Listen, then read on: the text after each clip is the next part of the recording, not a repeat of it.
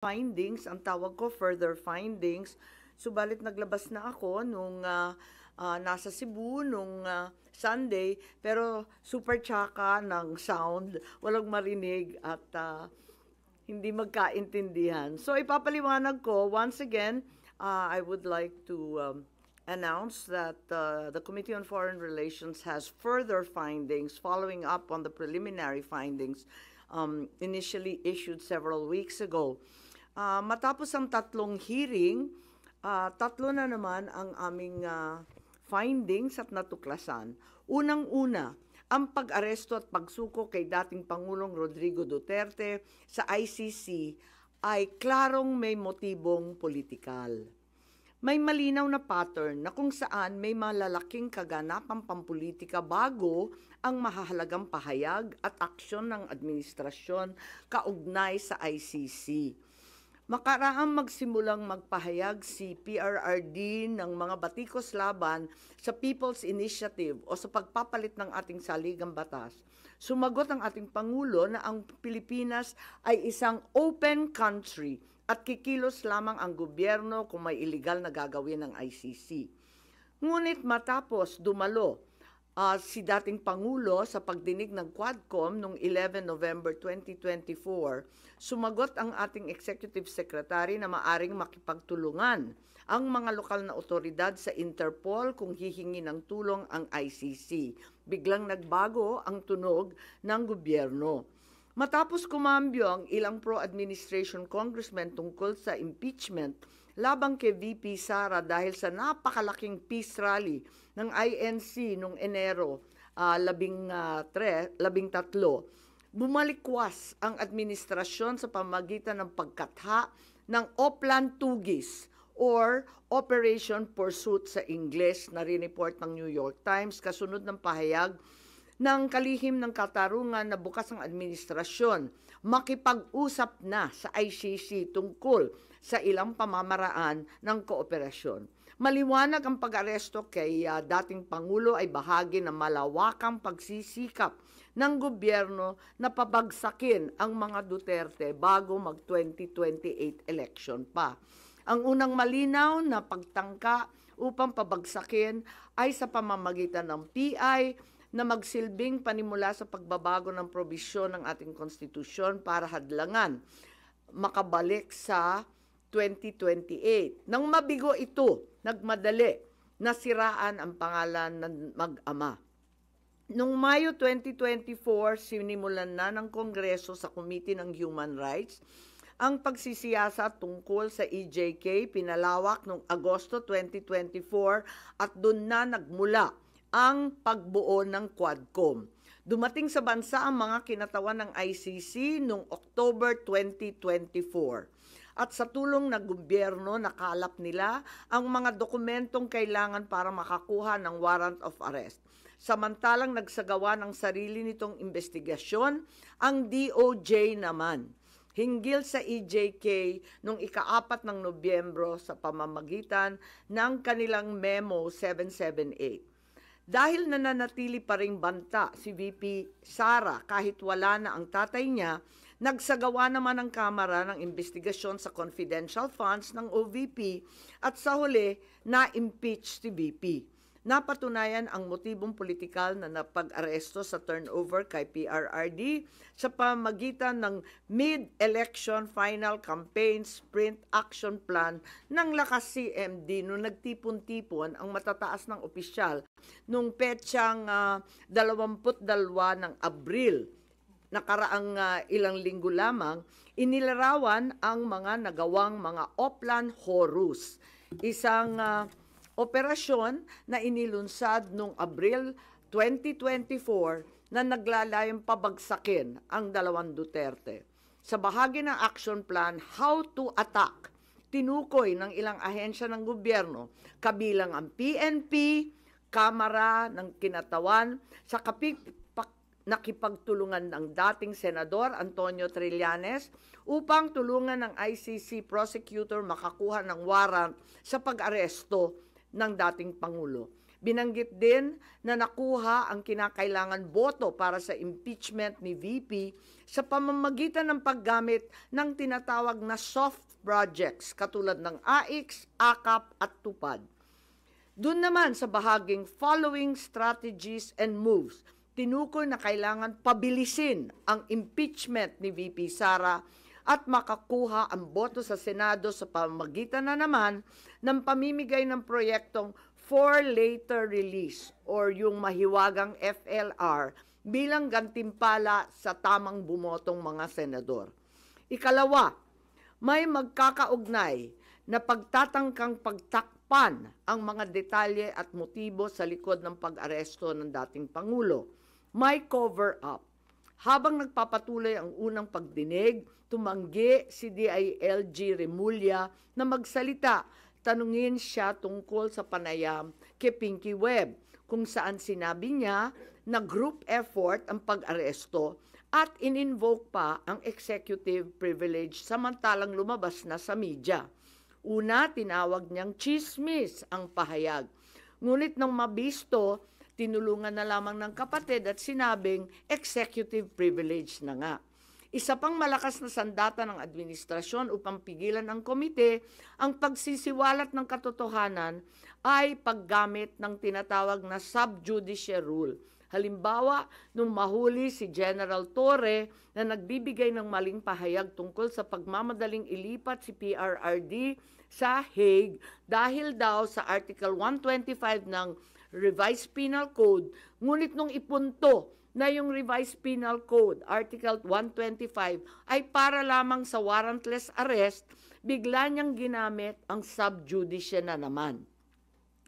Isa pang indikasyon sa pagtatakip ng administrasyon ay ang blanket invocation ng executive privilege ni Executive Secretary Bersamin upang pagbawalan lahat ng opisyal ng ehekutibo dumalo sa ikalawang hearing noong 3 ng Abril. Mas lumala pa ito nang sa hindi pangkaraniwang hakbang, tumanggi ang ating Senate President pumirma ng mga sabpina noong araw na yon. Bagaman dumalo mga opisyal sa 2 pagdinig noong 10 ng Abril, ginamit pa rin ang executive privilege sa mga susunod na isapin. Kung sino-sino nag-utos ng pag-aresto, kung sino ang nag-utos ng paglipat niya sa Hague, at kung paano nakuha ang eroplano na ginamit sa paglipat.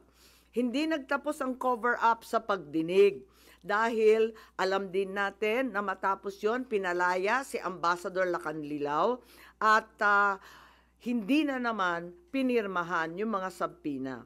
Matapos ang pag-aresto kay PRRD, lumakas ang pro-Duterte sentiment at bumagsak ang trust rating ng administrasyon. Ayon sa isang mapagkakatiwalaang source, naglunsad na ngayon ang administrasyon ng isang communication plan upang ilihis ang atensyon ng publiko patungo sa mga issue ng West Philippine Sea at di umanong disinformation ng mga tinatawag na China trolls ng kanilang embassy. Kaya asahan natin na ito ang magiging balita sa mga susunod na araw. Hindi inaasahan ang political backlash sa pag-aresto sa dating Pangulo, kaya ngayon sinusubukan nilang kontrolin ang sitwasyon sa pamamagitan ng pag-focus sa West Philippine Sea, pagsisi sa China, at sa huli ay iuugnay ang pagtaas ng suporta kay Duterte sa sinasabing kampanya disinformation ng China. So una, may duda tayo na politically motivated. Ikalawa, whole of government ang nagamit dito na talaga naman comprehensive itong planong ito. At ikatlo, ang mga posibleng managutan ng criminal and administrative charges. At iminumungkahi namin na imbestigahan ng Office of the Ombudsman ang mga sumusunod. Una, si DOJ Secretary Remulla Boying maaring managot sa violation of RA 3019, Anti-Graft and Corrupt Practices for sanctioning an invalid administrative arrest against the former president in contravention of the ruling of the Supreme Court in the 2023 case of Immigration versus Juan Wenle. Maliwanag na napakadaming kondisyon, kwalifikasyon at requirement na isinaad ng ating Korte Suprema doon. Ikalawa, usurpation ng DOJ ng judicial functions. Kahit hindi sila korte, naghahatol sila na halos sila ang naging husgado. Ikatlo, grave misconduct and conduct prejudicial to the best interest of public service. Ikalawa, baka managot din si General Romel Francisco D. Marbil, ang Chief PNP, sa arbitrary detention, Article 124 ng Revised Penal Code. Violation of RA 3019, Anti-Graft and Corrupt Practices for inducing or persuading General Torre to perform an act in violation of laws, rules, and regulations or an offense in connection with the official duties of the latter. Grave misconduct and conduct prejudicial to the best interest of public service. Andito rin sa mga nakalista at ayon din sa payo ni dating Supreme Court Justice na nagpayo sa atin na malahil si SILG Secretary John Vic Remulla ay maakusahan din ng arbitrary detention katulad nung iba. Violation of 31.9 for inducing General Torre and Marbil to perform an act in violation of the Constitution and our laws. Ikatlo, grave misconduct and conduct prejudicial to the best interest of public service. Ang ikaapat na maaring patawan din ng kaso ay si General Nicolas Torre III. Maaring managot sa arbitrary detention. 2 counts of arbitrary detention, not only against the former president, but also against former Executive Secretary Medialdea. Ikalawa, violation of RA 7439 for not allowing the former president to be visited by VP Sara, both his daughter and his named counsel, and for forcing the former president's lawyers to leave him. Also, the violation of 3019 for allowing himself to be induced or persuaded by General Marbil or SILG Remulla to perform an act in violation of law, rules, and regulations in connection with his official functions. Grave misconduct and conduct prejudicial to the best interest of public service ay maaari ring ipataw laban kay General Torre. Ikalima, Ambassador Marcos V. Lacanilao. Maaring managot sa usurpation of official functions, Article 177 of the Revised Penal Code, pagsisinungaling sa ibang kaso at perjury sa ilalim ng Article 183 of the Revised Penal Code, false testimony in other cases, and perjury in solemn affirmation under Article 183 of the Revised Penal Code, at conduct prejudicial to the best interest of the service. So ito ang further findings namin. Hindi ko masara yung investigasyon kasi marami pa ring mga issue katulad ng sinong tumulong sa ICC, yung tungkol sa eroplano na nanatiling bukas at masalimuot. So, nais kong ipakita ang isang video na nagawa na ganito rin ang pahayag. Simulan po natin ang video na maaring mapanood ng ating mga kaibigan. Enero 28, 2024, sa first Maisog Rally sa Davao, nagliyab ang balita at social media. Matapang, walang preno. Mr. President, baka susunod ka sa dinaanan ng tatay mo. Diyan ako takot. Ayaw ko mangyari sa iyo yan. Nagbato ng maaanghang na salita si dating Pangulong Rodrigo Duterte laban kay Pangulong Marcos tungkol sa di umano'y paggamit ng droga at ang kontrobersyal na People's Initiative. Sino man magsabi na walang paki ang Senado sa usaping ito, isa lang ang masasabi ko, walang gamot sa kakapalan ng mukha mo. Sa Senado, sa kapareho at sumunod pang mga buwan, si Senator Amy ang nanguna. Pakialam sa PR, wala kayong pakialam sa PR, wala kayong pakialam pakikilamsak PI. Siya ang unang nagtawag ng pansin. Siya ang unang nagtanong, para kanino ba talaga ang PI na yan? Marso 2024, sa kabila ng bangayan sa harap ng sambayanan, narinig natin si Pangulong Marcos. Matatag, matapang. The International Criminal Court has no jurisdiction over the Philippines as we remain to have a working judicial system and law enforcement mechanisms. Walang jurisdiksyon ang ICC sa Pilipinas. Sa sabong, nagpagpag siya ng balahibo. Ang hindi natin alam, paghupa ng alikabok ay nagsimula ng ilatag ang plano para muling sumabi sa ICC. Kaya pagtungtong ng Mayo, tahimik ngunit mabilis ang galaw. Isinumite ng DOJ ang legal brief para sa posibleng pag-aresto kay FPRRD. Isang pagtataksil na walang nakapansin. Hunyo, pumutok ang balita. Nagbitaw si VP Sara bilang DepEd Secretary. Tendered my resignation as the Secretary of Education effective July 19, 2024. Isang babae ng tapang ngunit walang nagawa dahil sa likod ang tama. Agosto, isinagawa ang unang Quadcom hearing laban kay FPRRD habang inuusig ng COA ang confidential funds ni VP.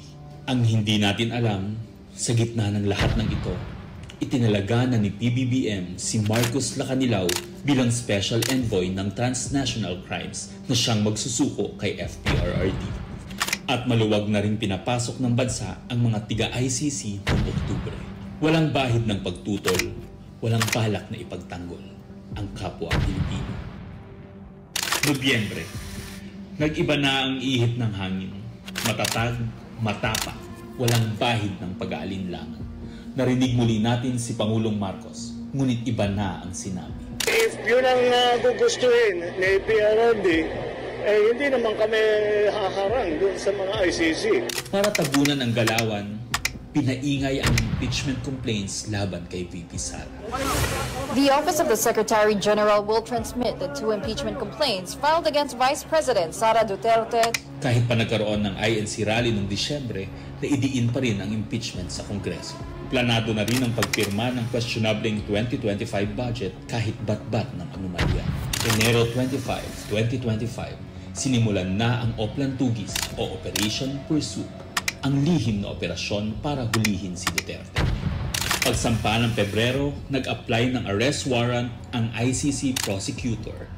Isang tahimik na pag-uusig habang tayo'y pinaiikot ng mga rally at press release. Marso, muling nilinlang ang bayan. Humingi daw ng 60-day extension ang DOJ para sa EJK report noong Marso 6. Pero ang totoo, nakabinbin na ang arrest warrant mula sa ICC chamber Marso 7 hanggang 10. Ang hindi natin alam, Marso 11, 2025, sa kanyang pagbalik sa Pilipinas, hindi pa man bumababa ng eroplano si FPRRD, isinagawa na ang pag-aresto.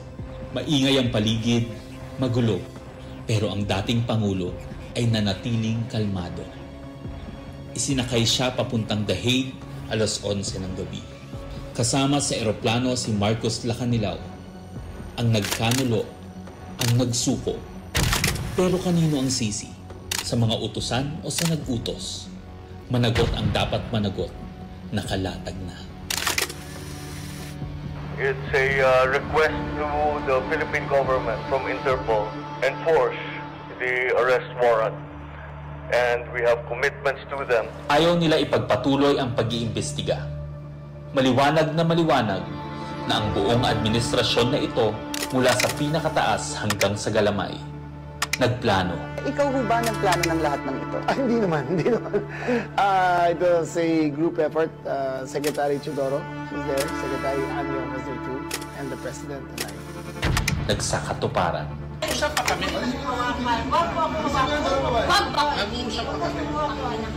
Kayo mga sulat. Wag po awa kayong nanay ko! Nagkagulo. Tayong magawa. Wala tayong magawa dahil mismo ang gobyerno. Nagtakpanan. Mamili ka. Kapag warrantless arrest, edi may period. Kapag may warrant, walang period. I'm being cautioned by the DOJ, ma'am, that it may be subjudice already to discuss that because of the habeas corpus pending in the Supreme Court. Ngunit lumabas ang buong katotohanan. Ganito pala ang bagong Pilipinas. Hindi man lang natin alam. Tahimik ang pagtataksil. There was no red notice and what was issued was merely a diffusion. Tahimik ang pagwasak. Paliwanag mong maigi, representative ka ba ng Pilipinas or representative ng Interpol? Pipili ka lang. Nirepresent ko po ang Interpol NCB Manila. So mali itong papel na to. Harapan ang pagtalikod.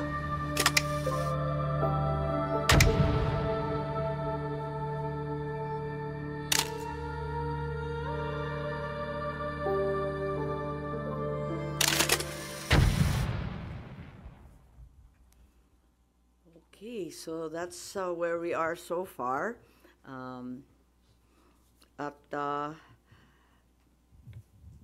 Mahirap hindian ang sinasabi sa videong yan na may isang malawakang plano na may kinalaman sa politika at sa 2028. Yun. Hello. Po.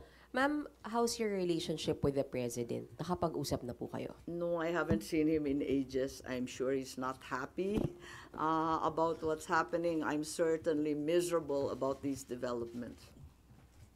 Sinasabi niyong plano ng gobyerno, pinlano ito, politically motivated. You think PBBM allowed this po? Hindi ko alam, inako ni SOJ Boying Remulla na siya nag-utos. Ngayon hindi ko alam kasi sa isang banda, masasabing alter ego ang bawat membro ng kabinete. Sa ibang banda naman, kusang ginawa ni Secretary of Justice. May pinaimbestigahan kayo sa Office of the Ombudsman, so i-furnish niyo sila ng copy ng findings ninyo, ma'am? Yes, definitely. Papadala natin doon. Dahil, as we know, this is only in aid of legislation at may mga legislation na rin kaming naiisip hinggil sa mga usaping ito. Kailangan i-forward na namin sa iba't ibang korte. Ma'am, itong findings ninyo, official na to, so no more hearings? Hindi ko pa alam. Ang tawag ko nga further findings because I'm not certain that we can close this. There are also allegations that, first of all, several weeks ago, a draft was mooted involving awards including Senator Ronald Bato de la Rosa.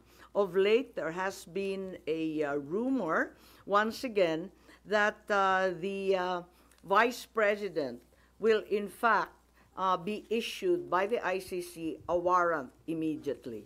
So, alam natin na si VP Sara ay nandun sa listahan. Pero alam ko na nasa ibaba siya, no? Doon sa mga pinangalanan.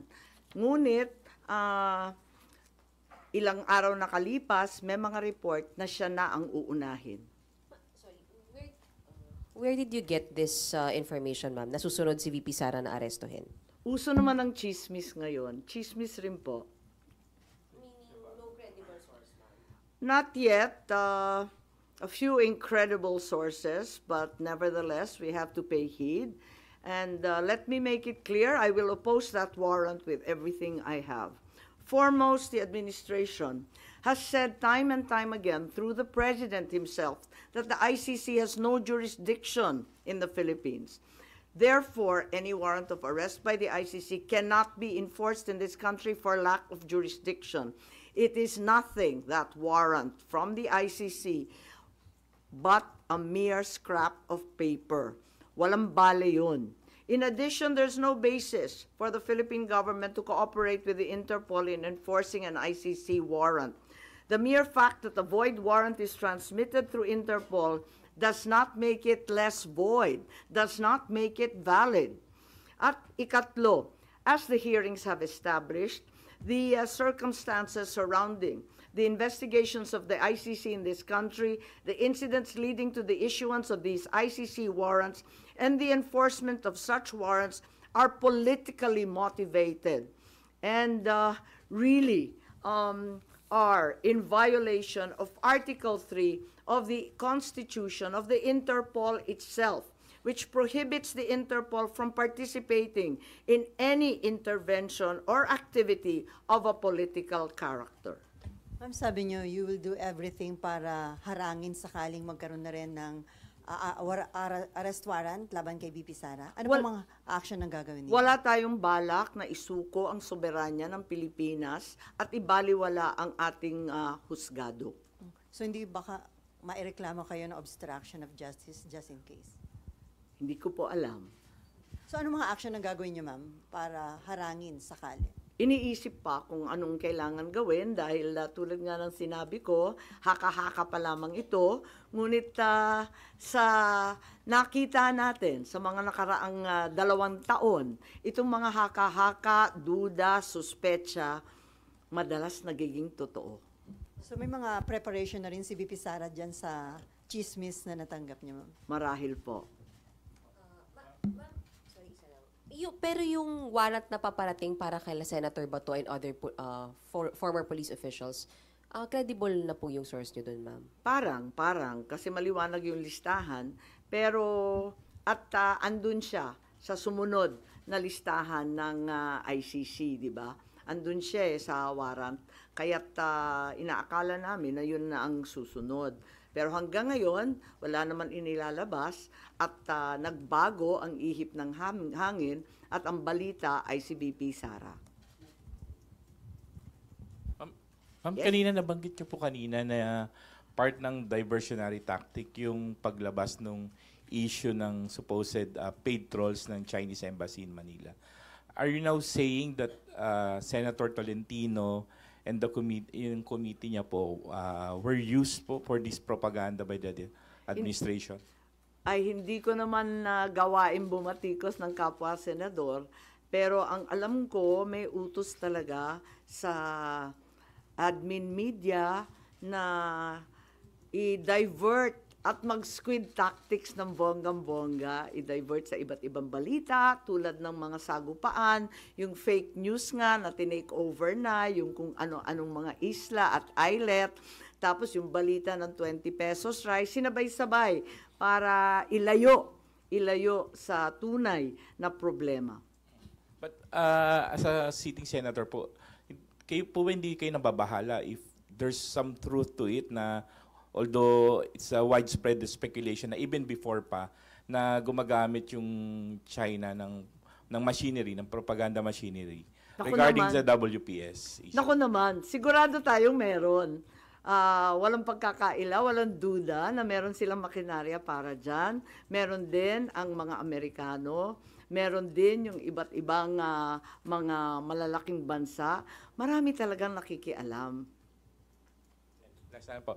Ma'am, how do you feel about people saying na hindi maganda na kayo po kinampihan nyo yung mga Dutertes, yung kalaban ng kapatid nyo, more than dun sa kadugo nyo po sa si President Marcos? How do you feel about that? Masamang-masama ang loob ko, ngunit ang akin lamang, kailanman hindi kami nag-away ng aking kapatid.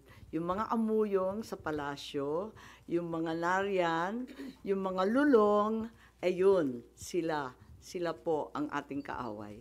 At hindi ko naman kinakampihan ang isang panig laban sa isa. Ang pinapanigan ko lamang ay ang soberanya ng Pilipinas na isinusuko natin. Nakakahiya naman itong ginagawa natin na. Ma'am, sino daw yung lulong? Abangan po ninyo. Abangan po ninyo. Pero ma'am, hindi ba in a way parang baka ma-destabilize yung leadership mismo ng kapatid nyo dito sa mga nagiging findings at mga statements nyo against people around him? Hindi ko linalabanan ng sinuman, binabasa ko lang ang lumabas sa katibayan mula sa hearing. Wala akong magagawa kung litaw ng litaw ang katotohanan. So, okay lang kung medyo makadestabilize ito sa leadership ni Wala BBM. tayong pagnanais mag-destabilize sa Pilipinas. Marami na tayong problema. Ngunit ang katotohanan ay kinakailangan mangibabaw sa lahat. Last na lang po. Ma'am, may balita na parang may intention na ang manalo ay mga pro-China and then kapag nanalo, ipapa-repeal yung batas about yung maritime zone law. Wala akong alam kung tungkol dyan. Ako ay tanging pro-Pilipino. Ipaglalaban ko ang ating bansa tulad ng ginawa ng tatay ko sa sino man at anumang dambuhalang kapangyarihan. Sen, good morning. Do you think yung pagsasampa ng reklamo sa ombudsman could help deter kung ano man yung susunod na plano ng ICC para magdalawang isip yung mga nagpatupad nung una kay dating Pangulo? Sana po. Sana po. Inaasahan ko po. Kailan po kaya yung pagsasampa ng reklamo? Tignan natin kung anong magagawa.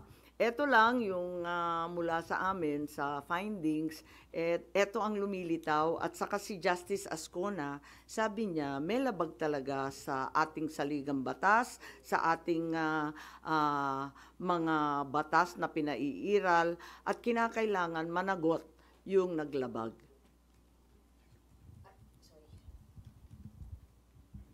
Ma'am, balikan ko lang, yung warrant, ICC warrant to, ma'am, no, yung narinig nyo para kay VP Sara. When is this coming out? Chismis nga lang kaya walang name and date. Ma'am, yung, yung further findings nyo, does it need yung approval po ng committee members? Yes, hindi to committee report hindi ako kukunwari na committee report to. We are not in session, we're in recess. So, wala pa talagang committee report na masasabi. Kaya lang, sa daming nagtatanong, sa marami na nagsubaybay sa oras-oras na hearing, pakiramdam ko, obligado ako magsaad ng findings along the way. Kasi nga hindi matapos-tapos at hinahadlangan ng todo-todo. Ma'am, doon may binabanggit din po na yung Republic Act 9851, wherein it says na yung pag-present sa local court ng isang individual who is facing an allegation of crimes against humanity, hindi na kailangan. The government, although the term used was may surrender yung individual niya, do you think it's enough dun sa nangyari kay former president? Sa bagay na yan, sa palagay ko, ang Senado kasama ng Kongreso maaring magbago ng batas at liwanagan yung Article 17 nung 9851 kasi hindi maliwanag doon, parang natanggal sa proseso ng pagpipinal. Nakita ko yun, maliwanag yung surrender, maliwanag yung alin yung extradition. Maliwanag na yung surrender ay para sa dayuhan lamang. Pero, dun sa final version mukhang na-edit, kaya maari natin tignan yan dahil ang purpose ng investigation sa Senado ay talagang in aid of legislation. Isa na yon na kinakailangan tignan. Isa pa yung extradition law na inakda ng tatay ko. Ang tagal-tagal na nun. Marahil kinakailangan tignan na rin natin yan dahil hindi na pakay sa mga problema ngayon yung ibang provision doon. Since it's not yet amended yung binanggit niyo po na Section 17, that's still existing. Hindi po ba enough to justify what happened during yung March 11 arrest? Kapag hindi maliwanag ang isang bagay, binabalikan yung debate sa Senado, yung transcript at saka yung contextual analysis ng mga pahayag ng ipinasa, rinipaso yan. At maliwanag dun sa original na talagang yung surrender ay para sa dayuhan lamang. Kung bakit na iwaglit at naiwan yun at may nilagay na mga pag-aamyenda sina Senator Subiri, sina Senator Gordon nung panahon na yon, hindi ko alam kung nakalimutan lamang o sa pagmamadali, hindi na isaayos ng maigi. Pero yan naman ang trabaho talaga ng mambabatas. Tignan at isaayos, iklaro ang mga hindi masyadong maliwanag. Ma'am, pareak lang dito. Yung kay Pangulong Marcos po tsaka VP Sara na trust and performance rating, kay Pangulo po 60% trust, 59% performance, pero it represents a decline po since nung fourth quarter ng bansa. Habang kay VP po, tumaas po siya ng 9 percentage point. Comment on this. Pasensya, pero hindi na ako nagbabasa ng survey. Kaya hindi ako up to date dyan. Ang nararamdaman ko, ang pagpuot, ang hinanakit, at ang galit ng mga Bisaya. Galing po ako sa Cebu, mamaya pupunta ako sa Davao. Alam na alam ko ang pakiramdam nila. Ngayon, kung ganito rin ito sa Luzon, ramdam ko sa Manila, hindi ugali ng Pilipino ang pang-aape sa matanda na may sakit. Hindi natin gawain yan. So, you mean yun yung dahilan bakit bumaba yung survey ni Pangulo? Hindi ko alam. Tulad ng sinabi ko, napakaraming survey ngayon na kung tutuusin, kinakailangan na siguro i-supervise, i-control ng COMELEC kasi grabe na ang mind-setting, brainwashing, and laying the predicate, ika nga.